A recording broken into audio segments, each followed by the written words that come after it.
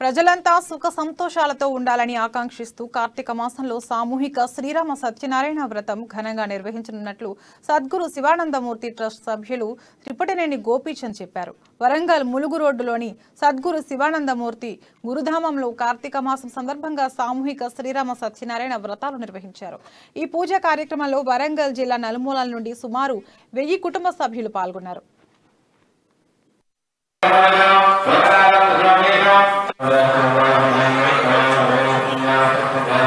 కార్తీక మాసం నాడు మనం ఇంత ముందే కార్తీక పౌర్ణమి నాడు మనము సహస్రలింగార్చన చేసి ఎవరు చేయని విధంగా పార్థివ లింగాలతో సహస్రలింగార్చన చేసి సమిష్టిగా అందరూ భక్తులతోటి కలిపి చేయడం వల్ల వేల రెట్ల పంచం వస్తుందని గురుగారు చెప్పిన మీదట అన్నీ ఉచితంగా అరేంజ్ చేశాము.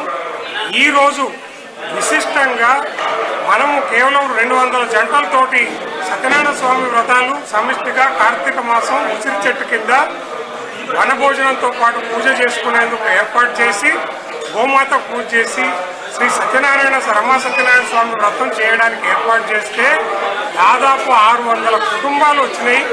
వాళ్ళందరికీ కూడా ఏర్పాటు చేయడం జరిగింది.